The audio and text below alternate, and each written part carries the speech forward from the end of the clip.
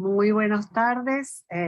Bienvenidos todos a este encuentro para festejar el cumpleaños 141 de Ludwig von Mises.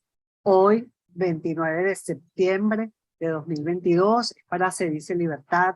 Un grato placer darles la más cordial bienvenida. Sé que va a ser un encuentro bastante fructífero y donde aprenderemos muchísimo con estos dos profesores, como son Federico Salazar de Perú.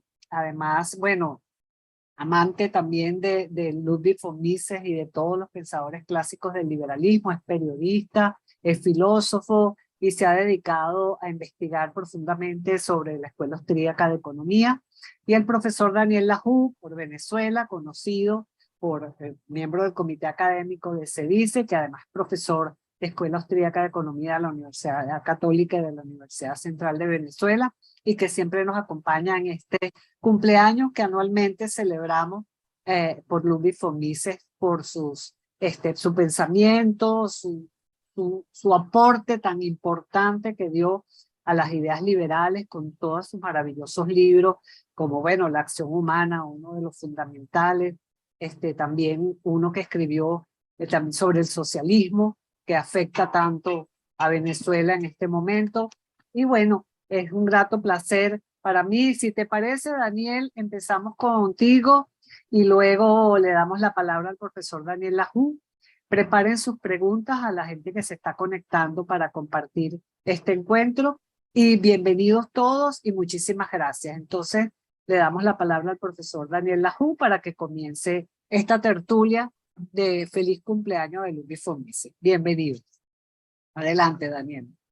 Ok, bueno, buenas tardes. Ok, primero, ante todo, quiero agradecerle a CEDICE, ok, el que me haya invitado a esta conferencia y quiero agradecerle también a Federico porque comparte con nosotros esta presentación, ¿no? Entonces, bueno, a mí me va a tocar hablar un poco acerca de la vida de von Mises, ¿no?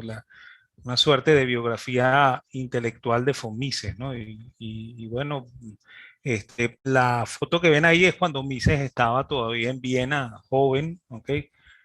Mises nace en 1881 en lo que es el Imperio Austrohúngaro, ¿ok? Nace en una población que en aquel entonces se llamaba Lemberg, ¿ok? Hoy en día se llama Lviv, ¿ok? Y forma parte de Ucrania, ¿no? O sea, es lo que se llama la Galicia alemana, ¿no? O la Galicia austríaca, pues, ¿ok? Por lo cual, von Mises no le queda más remedio que ser un políglota, ¿no? Desde niño, pues, porque tiene que hablar ucraniano, tiene que hablar alemán, tiene que hablar diversos idiomas, ¿no? ¿Ok? A su padre lo honran con un título de nobiliario que se le llama Elder, ¿ok? Que es el título más bajo de la clasificación nobiliaria, ¿ok? Corresponde a un noble que no tiene tierra, ¿no? ¿Okay? Es más, lo nombran con ese título por servicios prestados al Estado austríaco y eh, él le dan ese título casi al mismo tiempo que nace Ludwig von Mises, ¿no? Y la familia del padre era de origen católico, ¿okay? Y los Mises son fundamentalmente ingenieros, ¿no? Y de hecho su papá trabajaba en la red ferroviaria del imperio, ¿okay? Por eso es que le otorgan el título, ¿okay? Y su familia materna era de origen judío, ¿okay? Que en esa región de la Galicia había una gran cantidad de judíos, todavía hay una gran cantidad de judíos ahí en Ucrania, ¿ok? Y bueno, y algunos de estos familiares de von Mises son comerciantes y banqueros, ¿no? Y ahí quiero comentar algo con respecto a eso, porque es muy curioso, ¿no? Que los economistas que generalmente tienen familiares que se dedican a la actividad comercial, ¿ok? O la actividad de producción en general, tienen una visión de la economía que es completamente distinta al resto, ¿no? Eso pasó con Cantillon, ¿ok? Eso pasó también con los escolásticos, aunque los escolásticos no necesariamente son comerciantes, pero tienen una relación muy estrecha con los comerciantes debido a que eran los arbitristas de los comerciantes, ¿no? Entonces, claro, esa relación muy cercana a los individuos que hacen la actividad comercial, los hace pensar de una manera completamente distinta a la economía, que no es la manera tradicional, porque el economista tradicional tiende a concentrarse en su gabinete y olvidarse de las relaciones de verdad humanas, ¿no? Y eso va a impactar mucho en la forma en la que Mises entiende el hecho económico, ¿no? Eh, la madre de él es tremendamente importante en la vida de von Mises, ¿ok? De hecho, él vivió con su madre hasta la muerte de su madre, porque la madre se llama Annie, el apellido de la familia de ellos es Landau, ¿ok? Y ella, a su vez, estaba muy interesada en el progreso intelectual de los dos hijos, ¿no? De Richard, que es el hijo menor, y de Ludwig, que es el hijo mayor, ¿no? Richard, por cierto, se hace ingeniero, ¿no? Y se especializa en teoría de la ingeniería, ¿ok? Incluso forma parte del Círculo de Viena, y eso va a ser uno de los conflictos familiares de von Mises, ¿no? De hecho, von Mises no le gustaba mucho que le recordaran a su hermano porque su hermano era positivista, pues, ¿ok? Y eso no le gustaba a von Mises, ¿no? ¿Ok? Formaba parte de uno de los problemas de von Mises en su vida, ¿no? Ellos se mudan a Viena, ¿ok? Para que los hijos estudien, ¿ok? Y estén más cerca de la capital del imperio, por lo cual estén más cerca de las facilidades de aprendizaje del Imperio Austrohúngaro, que por supuesto estaba creciendo, ¿no? Estaba creciendo muchísimo hacia finales del siglo XIX, ¿ok? Y su currículum de estudios en lo que podríamos llamar nosotros el bachillerato de la escuela secundaria era un currículum muy humanístico, ¿no? Donde a los chicos, y eso pasaba de una manera muy común entre Alemania y Suiza, ¿no? Alemania y Austria. A los chicos se les enseñaba latín y griego, ¿no? ¿Ok? Porque se consideraba que era fundamental que el muchacho aprendiera latín, porque eso le iba a facilitar el conocimiento de otras lenguas, ¿no? ¿Ok? Y bueno, por supuesto, matemáticas, gramática, un currículum muy parecido a lo que sería un trivium y un quadrivium, así para que el chico aprenda de verdad a dominar las técnicas del conocimiento y para poder hacer una buena universidad, ¿no? Y bueno, efectivamente entra en la universidad en el año 1900, ¿ok? Y él forma parte del seminario de Eugene von Bavaria, ¿ok? Y ahí tiene como compañero a Joseph Schumpeter, ¿no? A Joseph Alois Schumpeter, el famoso economista también austríaco, ¿ok? Austríaco de nacimiento, ¿no? Porque en esta época Schumpeter va a ser medio austríaco, ¿ok? Después más adelante Schumpeter va a renegar un poco de su condición de austríaco y va a, a hacer algunas cosas que no serían típicas de un economista austríaco, ¿no? Y bueno, va a crear una enemistad natural entre ellos, ¿ok? Uno de los personajes más odiados en la vida de von Mises es Schumpeter, ¿ok? Y uno de los personajes más odiados en la vida.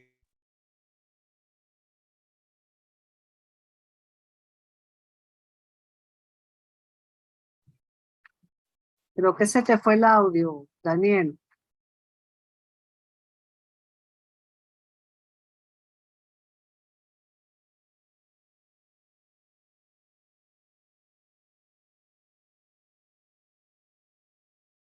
Se te fue el audio, Daniel. Algo pasó. No te escuchamos, Daniel.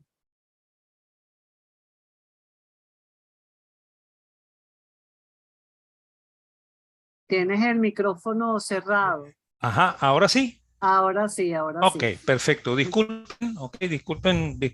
Creo que eso es porque dejo prendido la cámara, ¿no? Porque la cámara aquí en Venezuela la señal es asesina. ¿Ok? Así Bueno, es, así. este, este, como comentaba él, estudia junto con Schumpeter, ¿ok? Su maestro es Eugene von Bavaria, que el seminario de von Bavaria es un seminario muy abierto, ¿ok? Donde entran socialistas, entran liberales, entra todo el mundo, ¿ok? Y bueno, y ahí va a haber una enemistad natural entre ambos, ¿no? ¿Ok? Bueno, sin embargo, él obtiene el título de doctor en Derecho en el año de 1906, ¿ok? Y su primer trabajo fue en el Ministerio de Finanzas del Imperio, pero rápidamente pasa al sector privado porque no se siente cómodo con la actividad gubernamental, ¿no? En 1909 consigue trabajo como director en la Cámara de Comercio de Viena. Y bueno, y después comienza la Gran Guerra en el 1914. Él se recluta y inicialmente trabaja o sea, sirve como oficial de artillería, lo cual nos da una información muy importante, ¿no? El oficial de artillería de la Primera Guerra Mundial es un tipo que conoce eh, física de proyectiles, ¿no? Y sabe de cálculo diferencial. O sea, quiere decir que Fomises era un individuo que, a pesar de ser abogado, conocía el uso de la técnica matemática y de la física, ¿no? ¿Okay? Lo cual también es curioso, ¿no? Porque efectivamente él es uno de los que nos va a decir que la matemática no sirve para explicar la economía, ¿ok? Y que la forma en la que se entiende naturalmente la economía, que es como si fuera una mecánica de las relaciones humanas, no funciona para entender la economía, ¿no? O sea, un hombre que sabe matemáticas sabe lo que está diciendo, ¿no? Y bueno, en el año de 1916 lo pasan a trabajar otra vez para el gobierno, trabaja para el Ministerio de Guerra porque han descubierto que el hombre además sabe de finanzas, y entonces por eso pasa los 2 últimos años de la guerra como parte de la asesoría del Ministerio de Guerra del imperio, ¿no? Pero el imperio desaparece. ¿Okay? Los, los austríacos son parte de los perdedores de la Primera Guerra Mundial, y él vuelve a la Cámara de Comercio, donde comienza a publicar trabajos con la finalidad de combatir lo que está haciendo la socialdemocracia en Austria, y sobre todo los intentos de la socialdemocracia por pasarse hacia el bando comunista, ¿ok? Este, él va a criticar mucho eso, ¿ok? Y en 1919 obtiene el permiso para establecer un seminario privado, ¿okay? Como obviamente Austria no está en buena situación económica después de la guerra, entonces no tiene dinero para pagar a los profesores, ¿ok? Y entonces se abre la oportunidad de seminarios privados, ¿ok? Y eso lo que significaba era que Fomises le cobraba a estos alumnos porque él los orientara para escribir trabajos de grado, ¿no? ¿Okay? Y bueno, ese seminario va a ser muy prestigioso, ¿okay? Va a reunir gente muy importante. Va a estar Fritz Machlup, va a estar por supuesto Hayek, ¿okay? Que va a ser quizá el alumno más brillante de esa pléyade, ¿okay? Va a estar Oscar Morgensen, ¿okay? Todos esos nombres que ustedes ven ahí, que no los voy a decir todos, ¿okay? Pero están casi todos allí, ¿okay? Y bueno, y si curiosean un poco, se van a dar cuenta de que hay mujeres, ¿ok? O sea, lo más interesante es esto: no hay mujeres en el seminario, ¿ok? Lo cual habla de la amplitud de criterio de Ludwig von Mises al aceptar hasta mujeres dentro de sus alumnos, ¿no? Él fue asesor económico en esa época de Engelbert Dollfuss, que inicialmente trata de movilizar un gobierno fascista en Austria, pero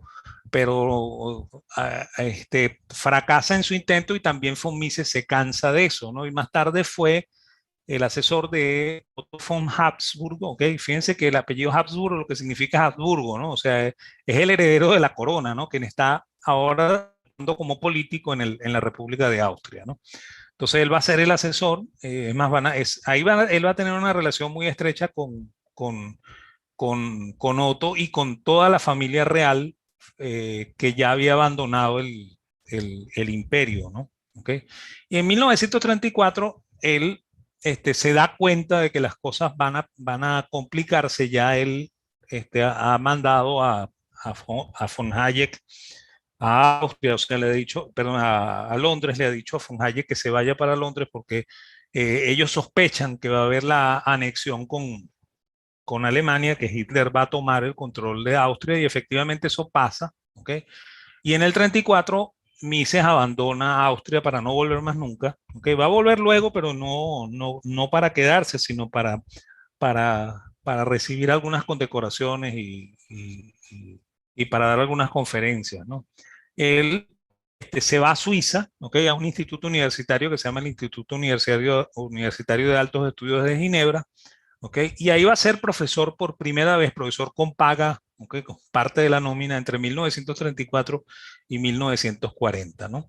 En esa época también muere la madre, ¿okay? Y ahí por fin se casa con Margrit Herfeld, ¿okay? Que es una viuda, ¿okay?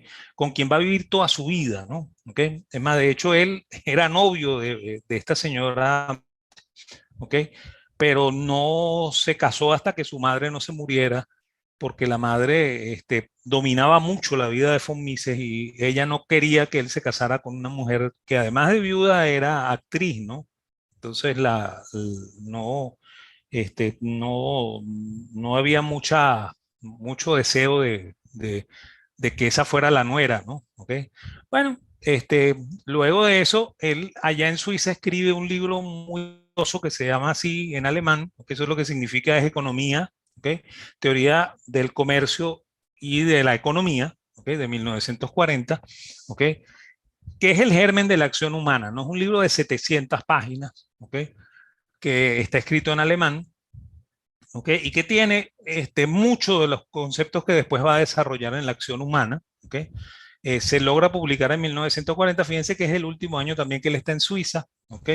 En 1940 vuelven a ver los temores de que ocurra algo feo con Suiza, o sea, es más, de hecho, esta es la época en la cual la mayor parte de los alemanes que están refugiados en Suiza, porque Suiza era una zona neutral en la Segunda Guerra Mundial, este, emigran de Suiza hacia los Estados Unidos y Mises no va a ser la excepción, ¿no? ¿Okay? De hecho, uno de los alumnos, que es Fritz Machlup, ¿okay? Va a pagar el viaje de von Mises y ahí comienza una odisea bien curiosa en la cual él pasa por la Francia ocupada por los nazis, pasa por la España de Franco, que era aliada de los nazis, ¿okay? Pasa por la Portugal de Salazar, que también es aliada de los nazis, ¿okay? O sea, este hombre que es uno de los hombres más buscados del Reich, ¿okay?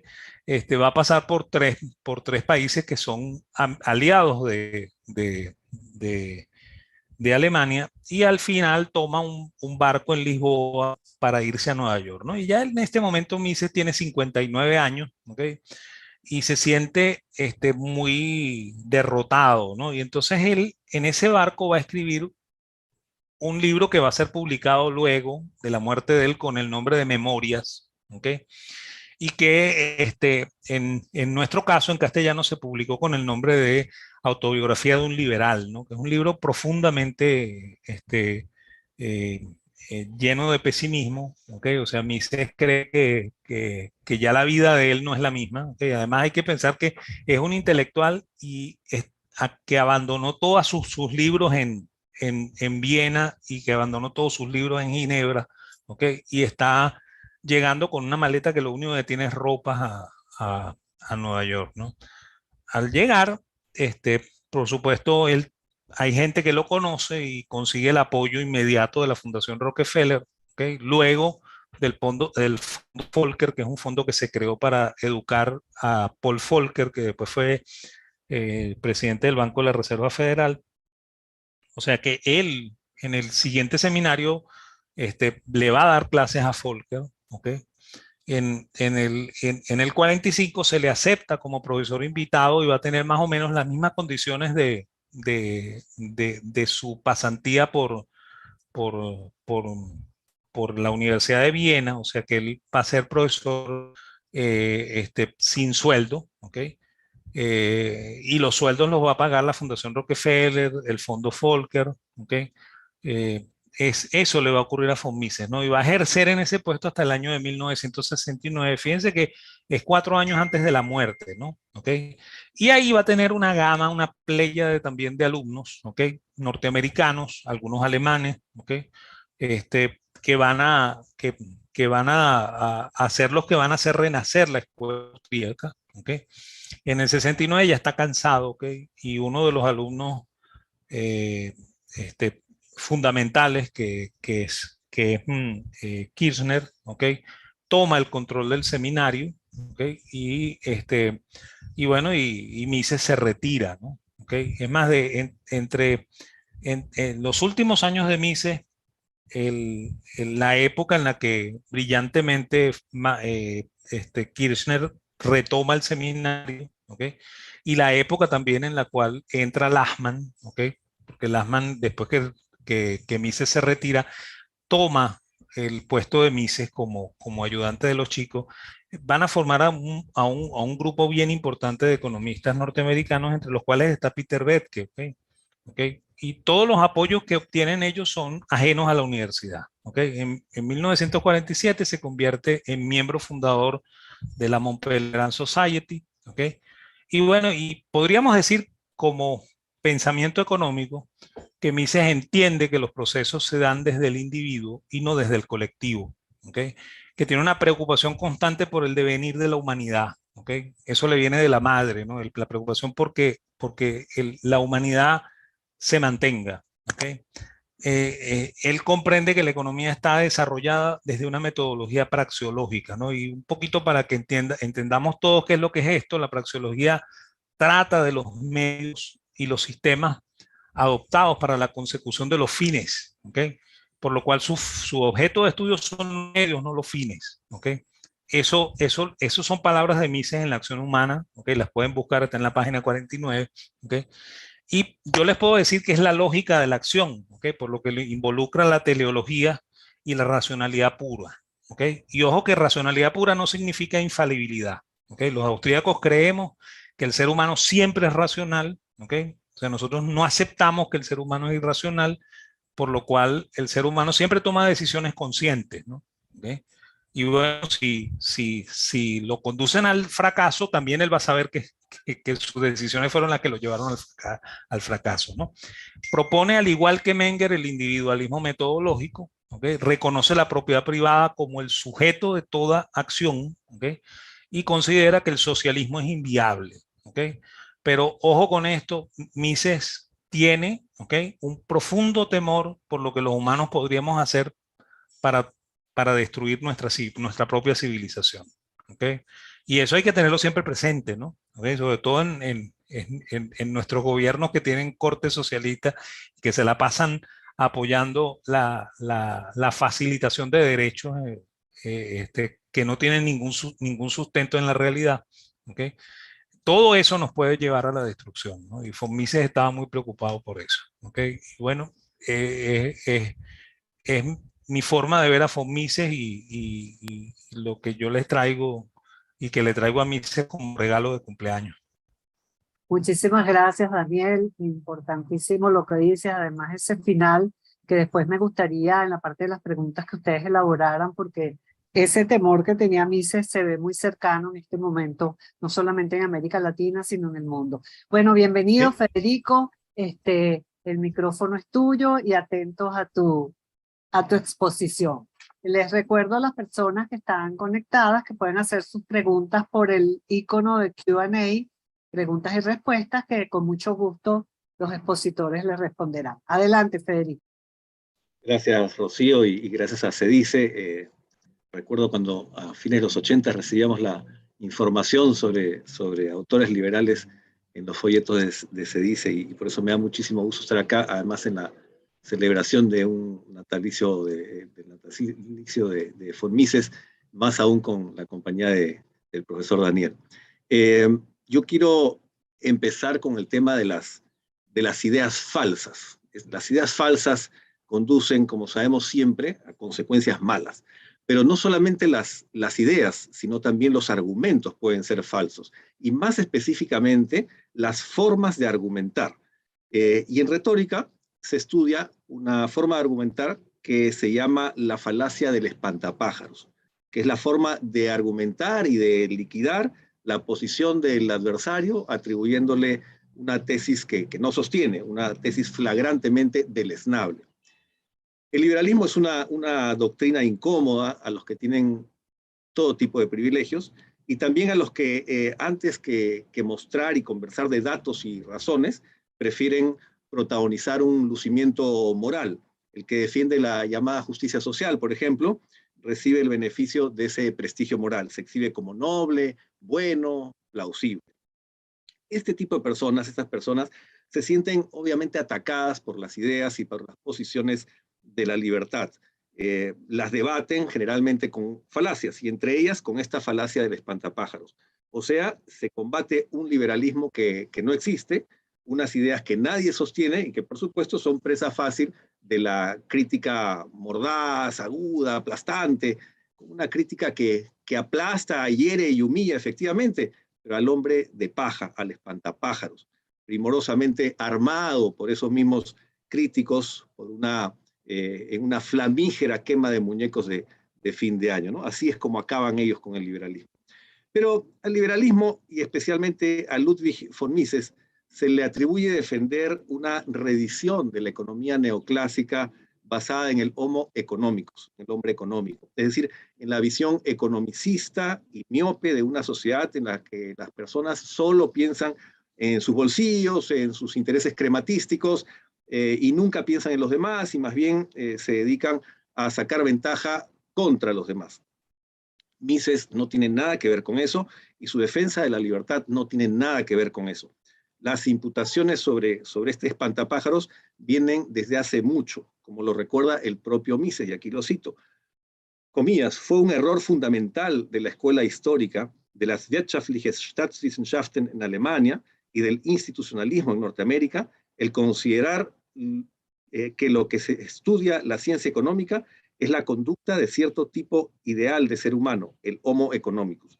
La economía clásica u ortodoxa, asegura dicho ideario, no se ocupó del hombre tal y como en verdad es y actúa, limitándose a analizar la conducta de un imaginario ser guiado exclusivamente por motivos económicos, impelido solo por el deseo de cosechar el máximo beneficio material y monetario. Esto lo dice en La acción humana. Este personaje, agrega Mises, no existió nunca. Es un fantasmal engendro, lo llama, y ya es hora, agregaba a mediados del siglo pasado, de rechazar aquellas estériles construcciones que señalaban la deficiencia de la economía clásica, recurriendo a este, entre comillas, palabras de Mises, fantasmagórico homo economicus. Mises va más allá de cualquier concepto del tipo ideal o del hombre ideal. Él estrecha el objeto de análisis de la economía al hombre como individuo, al hombre real y concreto, pero más aún circunscribe la unidad mínima de análisis a la acción del hombre, a la acción individual del hombre individual. Y la acción no es para él simplemente preferir. Él dice, al actuar, el hombre opta, determina y procura alcanzar un fin a través de la elección de los medios al alcance, como ya nos dijo Daniel, no a través de los medios existentes, sino a través de los que cada individuo tiene al alcance de sus posibilidades materiales, pero sobre todo dentro del alcance de su imaginación. El hombre actúa porque experimenta un estado de cosas insatisfactorio que además, y sobre todo, cree que puede cambiar. La creencia juega un papel fundamental. Si no creo que puedo cambiar las cosas, no realizo ninguna acción. La acción es racional, no en el sentido de que es guiada por una razón universal, objetiva y socialmente reconocida. Es racional en el sentido en que se moviliza en función de lo que el individuo percibe como posible, deseable y eficaz. Se trata de la razón del hombre individual, no de la razón del hombre genérico o de la razón del Estado o de la razón de la sociedad. El malestar, recuerda Mises, nos induce entonces a actuar, pero no solo es el malestar, sino en realidad las ganas de estar mejor. Cito nuevamente a Mises, comillas, pero ni el malestar ni el representarse un estado de cosas más atractivo bastan por sí solas para impeler al hombre a actuar. Debe concurrir un tercer requisito, advertir mentalmente la existencia de cierta deliberada conducta capaz de suprimir o al menos de reducir esa incomodidad sentida. Mises además agrega algo que es decisivo para la teoría y para la práctica. Nuevamente lo cito, comillas, sin la concurrencia de esta circunstancia, la de imaginar mentalmente la superación de ese estado de cosas, ninguna actuación es posible. El interesado ha de conformarse con lo inevitable. No tiene más remedio que someterse a su destino. Cierro las comillas. El fin último de la acción humana es la satisfacción de algún deseo del hombre. El universo de los fines es subjetivo, personal, particular.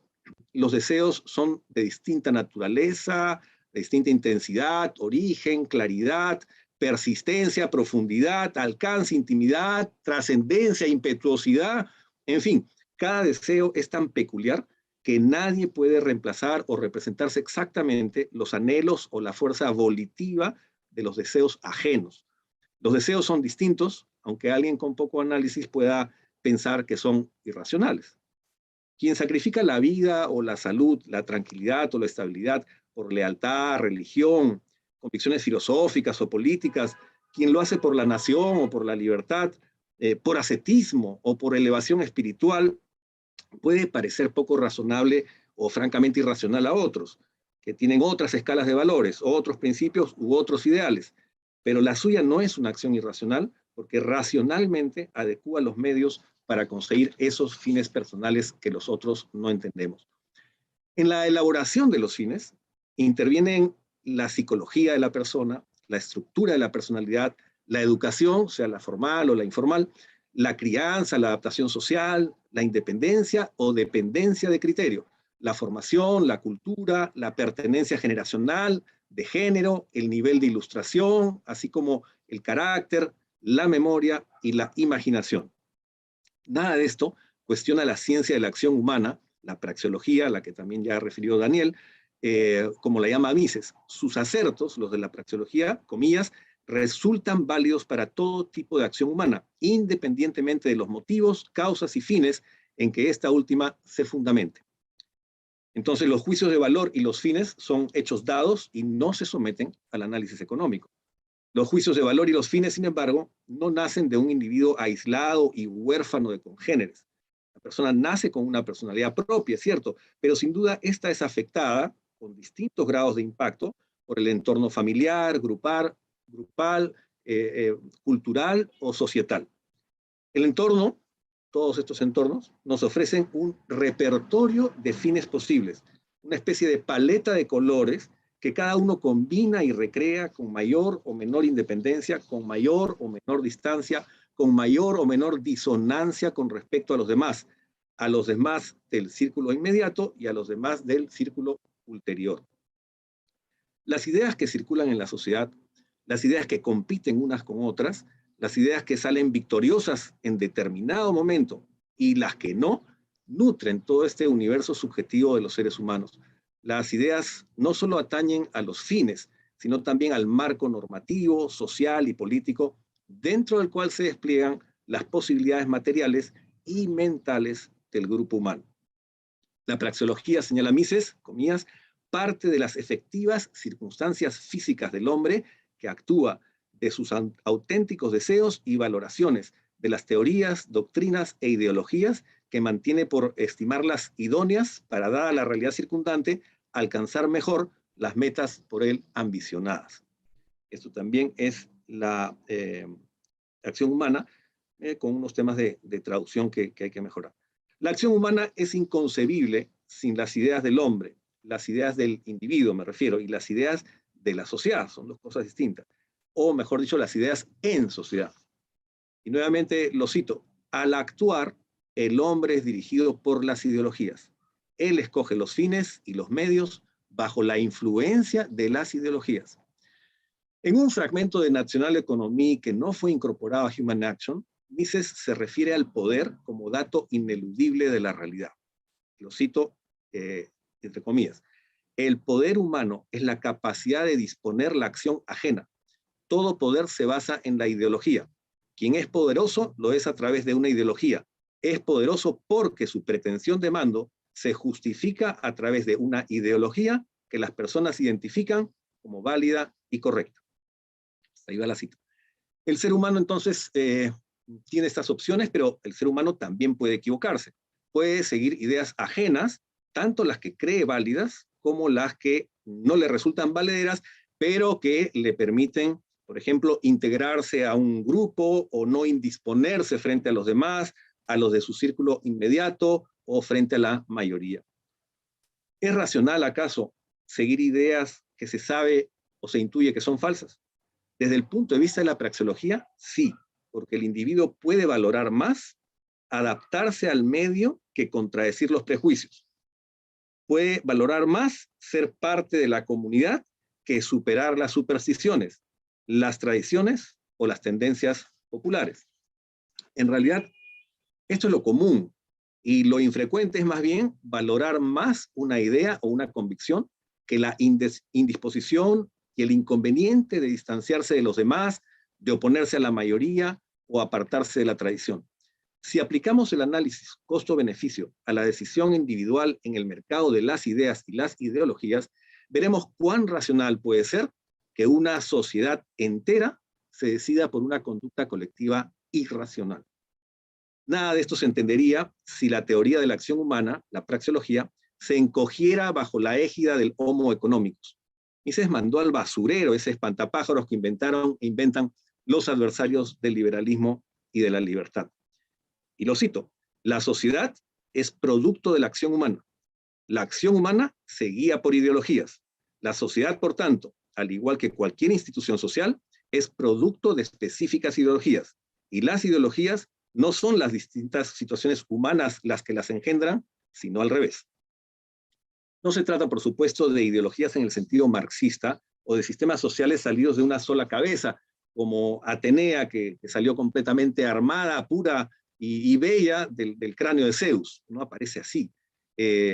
Sobre las instituciones sociales, Mises, en otro pasaje de National Economy que tampoco se reprodujo en la acción humana, remite a lo señalado por Menger sobre el dinero. Y acá lo cito a Mises. La formación social es, como dice acertadamente Karl Menger, el producto no intencionado, es decir, la resultante impensada de esfuerzos específicamente individuales de los miembros de una sociedad. Hasta ahí va la cita. Pero entonces, ¿cómo se libera una sociedad de las malas ideas o de las ideologías que conducen a la pobreza y la condenan al subdesarrollo? ¿Cómo se escapa del encierro ideológico que labraron tantos totalitarismos en nuestra historia? Mises sabía que los antiguos liberales no se habían percatado del peligro de las ideas erróneas. Las doctrinas de los economistas clásicos y los pensadores racionalistas suponían, dice Mises, comillas, con notoria ligereza, que todo lo que fuera lógico y razonable acabaría imponiéndose por su propia fuerza. No preveían, dice, la posibilidad de que la opinión pública optara por erradas ideologías dañosas para el bienestar común y contradictorias con el mantenimiento de la cooperación social. Hasta ahí va la cita.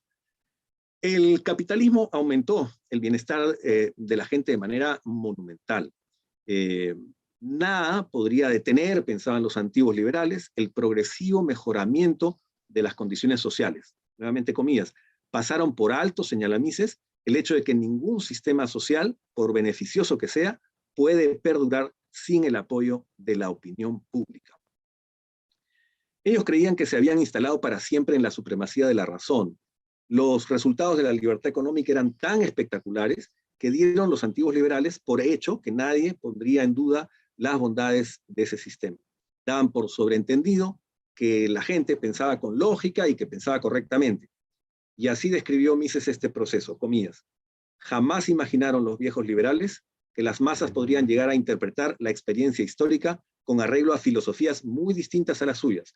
No previeron la popularidad que habían de adquirir en los siglos XIX y XX, ideas que ellos hubieran calificado de reaccionarias, supersticiosas y carentes de lógica y fundamento. El hallarse tan íntimamente convencidos de que todo hombre está dotado de la facultad de razonar, les hizo fallar lamentablemente en sus predicciones. Hasta ahí va la cita. La visión de un ser humano uniformemente racional, acorazado e impenetrable frente al error, frente a la falacia o la mentira, fue una imagen de un racionalismo rancio y desconectado de la realidad. Los conceptos de nación, de hombre, de sociedad, impidieron mirar de cerca al individuo y a su entorno, analizar al segundo partiendo del primero, reconociendo la naturaleza orgánicamente individual del ser humano. La revolución de la economía, a partir de la teoría del valor subjetivo, a partir de la epistemología del individualismo metodológico y el concepto de la acción humana, echaron por la borda los viejos prejuicios y la visión del hombre como un ser desencajado de la cultura, las ideas y la sociedad. Un aspecto fundamental en la renovación de estas ideas y principios liberales ha sido la premisa reconocida especialmente por Ludwig von Mises en su libro sobre el liberalismo. comillas, el más profundo y el último de los fundamentos del pensamiento liberal es el que señala que son las ideas las que erigen y sostienen el edificio social de la cooperación humana y que sobre la base de ideas falsas y equivocadas no se pueden conseguir edificar una estructura social duradera. Hasta ahí va la cita. Y sin embargo, los sistemas sociales contrarios a la cooperación y al progreso pueden durar muchísimos años, condenando, como sabemos, a sus poblaciones a la pobreza, al encierro y a la conculcación de sus libertades. La capacidad para explotar a las masas con su anuencia es uno de los fenómenos más inicuos y bárbaros de nuestro tiempo. Y toda la clave está en el imperio de las ideas. Como dice Mises, comillas, no hay nada más poderoso que las ideologías y los ideólogos. Y por eso, comillas, las ideas se combaten solo con ideas, puesto que, comillas, las bases de todo poder y de todo dominio son, en último análisis, de carácter ideológico. Eso está en liberalismo. No se trata, por cierto, solamente de tener las ideas correctas. Hay que darlas a conocer y por eso también, junto con las ideas, hay que tener los lenguajes adecuados y desarrollar los códigos eficientes. Hay que entender a la gente en el lenguaje de la gente para recién entonces plantear en el sociolecto determinado las ideas que favorecen la cooperación social y el bienestar material general. Las ideas en chino sirven de poco en una sociedad donde se habla y se entiende el español. Es decir, hay un reto ideológico y hay un reto de comunicación. El liberalismo tiene la sustancia y tiene los argumentos. Debe conseguir los medios para llegar a los espíritus y las mentes. Como dijo Mises en una de sus famosas conferencias en Buenos Aires, ideas y solo ideas pueden iluminar las densas tinieblas que nos circundan. El pensamiento fecundo, sin embargo, hay que saber presentarlo para que sea acogido favorablemente por quienes no quieren hacer el esfuerzo de pensar, aunque en ello les va la vida. Cierra la comida. No triunfarán ni la barbarie ni la decadencia. No lo harán porque tenemos las ideas y los fundamentos. Ninguna lucha, sin embargo, se gana por walkover. Tenemos que dar la batalla de las doctrinas, la batalla de los lenguajes, la batalla de las creencias. Por eso Mises recomendaba el estudio de las teorías académicas tanto como el de las doctrinas populares. Estas, decía, comillas, se derivan de las teorías refinadas y lógicamente elaboradas de los científicos y académicos. Son secundarias, no primarias, pero como la aplicación de las doctrinas sociales necesita del endoso por la opinión pública y como mayormente la opinión pública se inclina hacia la versión popular de una doctrina, el estudio de esta última, o sea, la versión popular, no es menos importante que el de aquella de la concepción perfecta. Para la historia, un eslogan popular puede algunas veces comportar más información que las ideas formuladas por los académicos. Esto lo dice en un ensayo sobre el rol de las doctrinas en la historia humana. Mises revolucionó las ideas del antiguo liberalismo. Incorporó a esta doctrina los aportes de la ciencia económica moderna, basada en la teoría del valor subjetivo. Con ello, sentó las bases para una sólida doctrina liberal, una nueva doctrina liberal. Una celebración del aniversario de Ludwig von Mises debe ser también una oportunidad para seguir la ruta de sus estudios y de sus contribuciones para entrar armados a la lucha ideológica que exigen estos nuevos tiempos. Gracias. Muchísimas gracias, Federico. Estupenda tu presentación. De verdad que Mises es tan vigente, su pensamiento, que parece mentira que pasaran tantos tiempos de estos materiales y parece que fuera hoy que los estuviera escribiendo, ¿no? Entonces tenemos varias preguntitas por aquí. Hay unas medio contrafactuales que dicen, ¿cómo vería Mises lo que sucede hoy en día y cómo hay fuerzas, como bien lo decía al final Daniel, que intentan destruir la sociedad occidental, que está copada por esta crisis identitaria? Y era lo que decía Daniel, el temor porque los humanos podemos hacer para destruir la civilización, ¿no? Esa es una pregunta, se las voy a hacer para que las anoten y luego las vayan contestando entre los dos. Hay uno que pregunta que cuál fue el rol de Mises en la administración pública de Austria, porque Mises trabajó un tiempo en la administración pública y eso no, tampoco lo conocía yo mucho, ¿no? Hay también otra pregunta por aquí, que dice, Federico, ¿tu análisis no implica extender el individualismo metodológico a disciplinas no económicas, como la literatura, la sociología o el derecho? Y le dejo esta última, y después continuamos a Daniel. ¿A qué se debe que en las universidades venezolanas se haya dado tan poco o ningún espacio a las ideas de la Escuela Austríaca de Economía?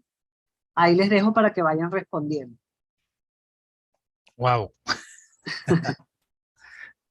Daniel, no sé, ¿empiezo Federico. yo Sí, o empieza empieza Federico? tú, Ok, empieza bueno, tú fíjate, y... Ajá. la preocupación de Mises por lo que hacemos los seres humanos por destruir nuestra humanidad, ¿ok? Por destruir la civilización occidental, está muy asociada a lo que él vivió, ¿no? O sea, él vivió la destrucción de Austria, ¿ok? Vivió la hiperinflación, vivió ¿cómo se llama? El ascenso de los socialistas en la República de Austria, ¿ok? Y llega a los Estados Unidos y también ve el New Deal funcionando y entonces se siente muy preocupado. Y por eso es que él tenía ese toque de a veces de arrebatos pesimistas, ¿no? Pero yo no creo nunca que Mises fue pesimista, ¿no? Pero eso sí, en ese libro que yo comenté que él escribe mientras él está viajando desde Portugal hasta Nueva York, él, él dice una frase a veces se usa mucho para anotarlo el sentimiento pesimista, ¿no? Que él dice que yo traté de ser, de aportar mis ideas para un mundo mejor y terminé siendo el historiador de la decadencia, ¿no? Esa es la frase que él usa en ese libro, ¿no? Que suena bien, bien terrible, ¿no? Ok, pero bueno, a veces los austríacos nos sentimos así, ¿no? Y a veces los liberales nos sentimos así. Yo hoy estaba dando clases en la tarde en la Católica y un alumno preguntó que por qué no se aplicaban las ideas que yo decía, ¿no? Porque si eso funciona tan bien como dice usted, profesor, no se aplican. Entonces le digo, bueno, mira, muy sencillo. Yo nací keynesiano, le dije yo. Yo cuando salí de la universidad era un keynesiano más, ¿ok? Empecé a darme cuenta de que la cosa no funcionaba y busqué hasta que encontré esto, le dije yo. Y bueno, y resulta que somos muchos, ¿ok? Pero en el universo de economistas somos el 1% o menos del 1%, ¿ok? El 88% son keynesianos, ¿ok? Y hay marxistas y hay de todo. Y nosotros somos muy pocos, pues. Entonces, yo no aspiro a que se cumplan mis deseos mientras yo estoy vivo, pero por lo menos que algo pase, ¿no? ¿Ok? Entonces, por eso es que yo digo, también yo tengo a veces arrebatos de pesimismo, pero yo no me dejo dominar por eso, ¿no? Y creo que a Mises le pasaba lo mismo, ¿no? ¿Ok? Y ahora, y con respecto a eso del...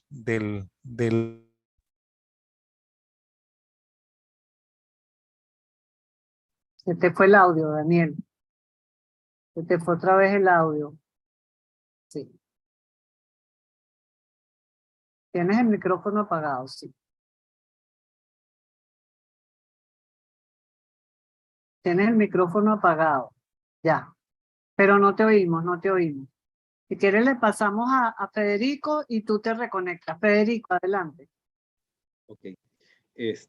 Sí, bueno, voy a empezar por la pregunta que no entendí bien si me preguntaba o me cuestionaba sobre el tema de extender el individualismo metodológico a disciplinas y ámbitos que no son netamente la economía.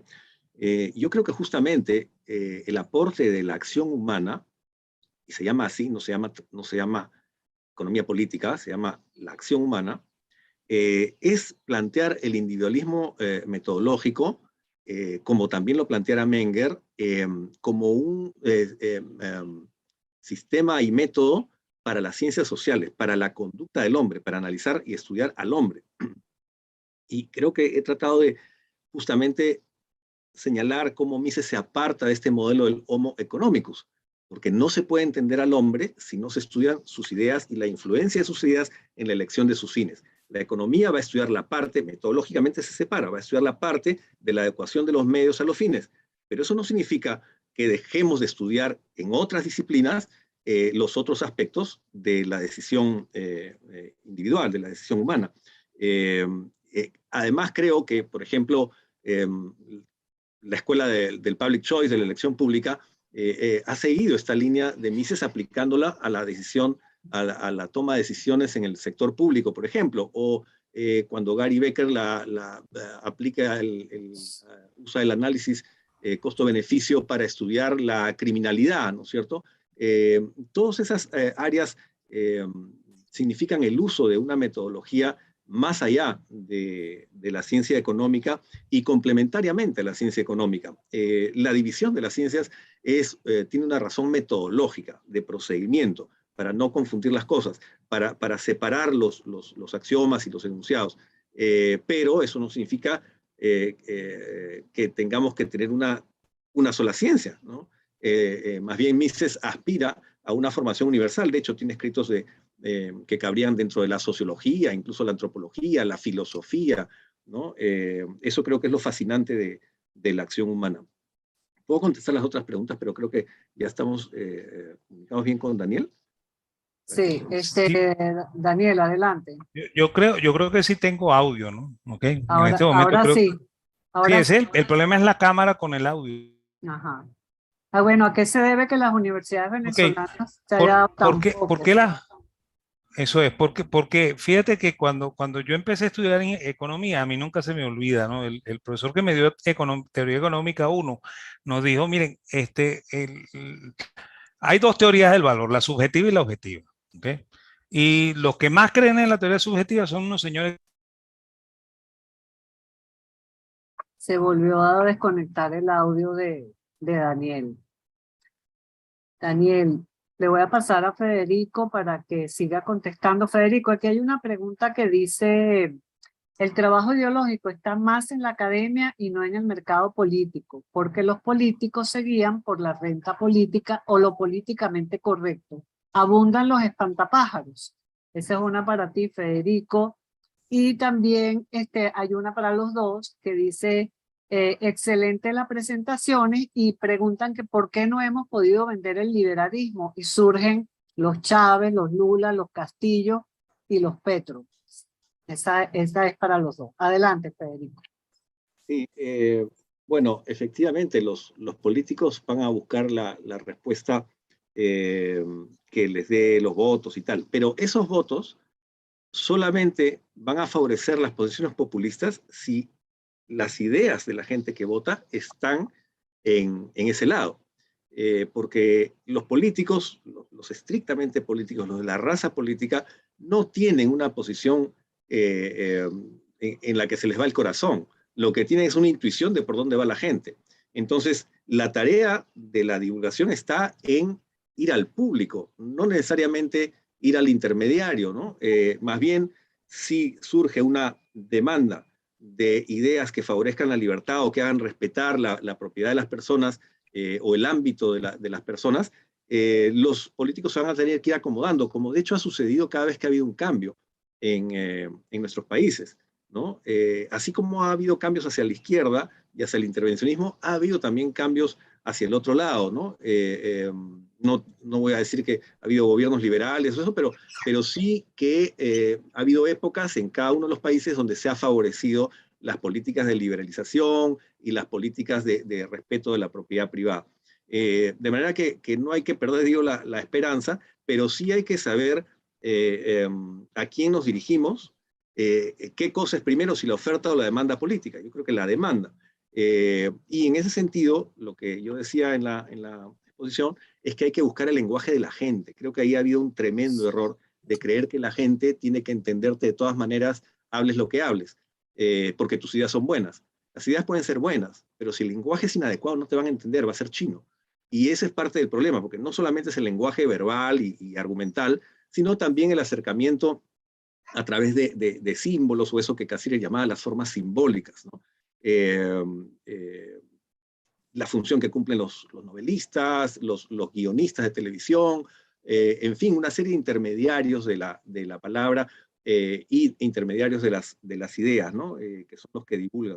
En ese sentido, creo que hay mucho trabajo por hacer y el pasado nos enseña que sí pueden cambiar las tendencias. Obviamente no son cosa fácil ni tampoco automática, pero si no encontramos el vehículo, no va a pasar nada con nuestras ideas buenísimas que tenemos, ¿no? Tenemos que encontrar el vehículo y eso tiene que ver mucho que ver con trabajar con la gente, ¿no? Como habían enseñado los hermanos Grimm, ¿no? O sea, bajar casi a lo que el pueblo mismo entiende y usa como lenguaje de comunicación.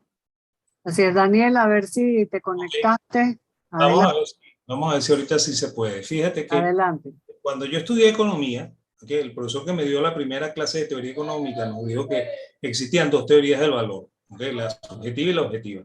Que por supuesto la subjetiva no servía de mucho, ¿okay? Porque claro, él era marxista, ¿no? Y dice, y hay unos que son fanáticos del subjetivismo, que son los austríacos. No pierdan el tiempo, no lean eso. Y resulta que cuando yo leí eso, fue lo que de verdad me atrajo y me dio un punch, ¿no? Y dije yo, oye, esto es lo que yo toda la vida había pensado, o sea, aquí están las cosas, ¿no? ¿Ok? Ahora, con respecto al marketing político, ¿no?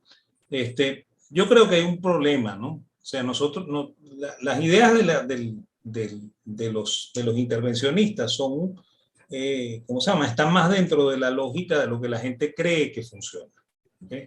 Y yo creo que lo que tenemos, la verdadera labor que tenemos que hacer nosotros, como decía Hayek, es cambiar las ideas, ¿no? ¿Okay? Y decirle a la gente, mire, si usted pide eso, usted va a conseguir esto, ¿okay? El costo de eso es esto, ¿okay?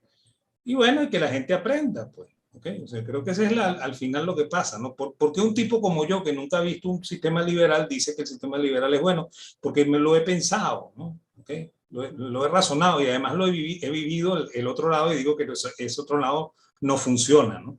Entonces yo creo que eso es lo que la función de nosotros, pues enseñarle a la gente que no debe pedir esas cosas que no funcionan, pues. Que puede ser que sea muy bonito eso de que te regalen todo y que la educación gratis y la vida gratis, pero eso todo tiene un costo, ¿okay? Y tenemos que enseñarle a la gente que las cosas tienen costo, ¿okay? Eso fundamentalmente, ¿no? ¿Okay? Y ese también es el mensaje de Mises, ¿no? ¿Okay? Un poco yo estoy viendo aquí que Héctor Ñaupari, que es un gran amigo, está preguntando por ahí que recientemente la izquierda ha atacado la intransigencia de Mises, ¿no? Mire, Mises no era tan intransigente como la gente cree. Hay un discurso que pretende hacer al viejo Mises una persona intolerante, ¿no? ¿Okay? Mises no es tan intolerante, ¿okay? Es más, de hecho, a mí me dio mucha risa viendo el video que hizo la gente del Foundation for Economic Education, porque Peter Bethke dice que lo que ocurrió fue una cosa así, ¿no? Cuando están fundando Mont Pelerin, ¿okay? Frank Knight, que es un liberal, ¿okay? Claro, neoclásico, pero liberal, estaba diciendo que lo que debería hacerse es montarse un impuesto de 100% a las gerencias, para que todo el mundo arranque de cero, ¿no? ¿Okay? Y bueno, y cuando Mises oye aquello y ve que ninguno los critica, entonces es que él se para y le dice a todos, mire, ustedes son una banda de socialistas, ¿ok? Pero no es o sea, no es que es intolerante, es que le están atacando una de las cosas que a él le duele, que es la propiedad, ¿no? ¿Okay? Yo creo que es absurdo el impuesto a la herencia, ¿no? Yo creo que las personas tienen derecho a tener lo que los padres le dejan, ¿okay? Y ojo, a mí mi papá no me dejó sin un reloj, ¿okay? Entonces, no es que estoy abogando por una, ¿cómo se llama? Por los ricos, ¿no? Estoy abogando por cualquiera, ¿no? ¿Okay? Y todo el mundo tiene derecho a heredar, pues, ¿okay?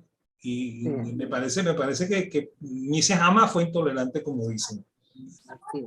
Gracias, Daniel. Bueno, dejamos una última pregunta aquí para Federico en torno a la narrativa, que pregunta también Héctor, que si no estaría en la literatura la respuesta al cambio de narrativa a favor de nuestras ideas. Este tema de la narrativa y del relato ha sido el debate de los liberales durante muchos años. Creo que la narrativa está cuando la gente se siente que está prosperando y que está logrando los beneficios que una sociedad libre tiene, ¿no? Pero porque siempre estamos entre nuestros círculos discutiendo, no es que los comunistas tienen mejor narrativa que nosotros, pero con el comunismo tú no respiras prosperidad, sino pobreza. Entonces, ahí te dejo esa pregunta, Federico, Daniel, y además, creo que Mises da para más, porque uno de mis libritos de cabecera es la mentalidad anticapitalista, porque la gente dice, no, que el capitalismo no trae la felicidad, etcétera. Y Mises en ese libro decía cosas tan actuales como, decía, Oriente careció de lo principal, renunció a la idea de libertad frente al Estado, lo que estamos viviendo con Oriente. Y Europa es un continente convulso permanentemente. Y yo leo esas cosas y digo, pero qué atinado Mises, yo no me acuerdo ya en qué año fue que escribió La mentalidad anticapitalista, en los 60, no me acuerdo, pero qué vigencia tiene el pensamiento de Mises. Ahí los dejo para que cierren porque ya son las 6 de la tarde y les paso la palabra, Federico. Sí, gracias. Sí, el tema de la narrativa es que con esta palabra estamos hablando del discurso entre la gente que hace política. Dentro de ese ámbito hay versiones, cuentos, discursos, digamos, que se elaboran y con los cuales se explican determinadas situaciones del momento. Pero en realidad la narrativa que nos debe interesar es aquella que se manifiesta o que circula a través de los mecanismos de tradición oral. Es decir, cuando hablamos de tradición oral, de literatura oral, hablamos de los cuentos que las madres cuentan a los hijos o las abuelas a los nietos, etc. Eso tomémoslo como ejemplo para describir un circuito de comunicación que no es el circuito de comunicación que está en el ámbito de los que se interesan por política, porque creo que el principal objetivo para la convicción es la gente que no está en la clase política ni habla el idioma de los políticos. Es la gente del pueblo la que nos debe interesar mucho más y es a ella a la que tenemos que orientar las ideas, pero obviamente no pueden ser ideas abstractas, no pueden ser ideas sofisticadas. La forma de llegar, como decía Mises, es importantísimo y es decisivo, ¿no? Tenemos que encontrar los códigos en los que la gente común, la gente no académica, descifra, decodifica y entiende y percibe el mundo y sus universos subjetivos, ¿no? Entonces tenemos que hacer un esfuerzo casi de acercamiento antropológico o de ruptura de la distancia social, porque la tenemos y nos ponemos dentro de una cúpula donde solo estamos los que hablamos de política todo el día, los que discutimos estas narrativas, ¿no es cierto? Y la gente queda afuera. Entonces, ahí tiene que ir el esfuerzo, creo, de la divulgación y de la diseminación de estas ideas y sobre todo de estos principios, porque a veces el principio no se expresa en una idea explícita, verbal y perfecta, sino que trasciende a través de determinados discursos o fragmentos de discursos de uso popular. Así es. Bueno, muchísimas gracias a Federico y a Daniel por este encuentro estupendo del día de hoy. De verdad, agradecidísimos desde Se Dice Libertad. Y a la gente que se conectó, hizo sus preguntas, muchísimas gracias. Estén atentos a las redes de Se Dice, @sedice, para continuar con esto. Y bueno, esta conferencia queda en YouTube, donde la promoveremos porque creo que el contenido ha sido estupendo para entender las ideas de Ludwig von Mises y la vigencia de su pensamiento hoy 29 de septiembre, día de su 141 cumpleaños. Muchísimas gracias y nos vemos en una próxima oportunidad.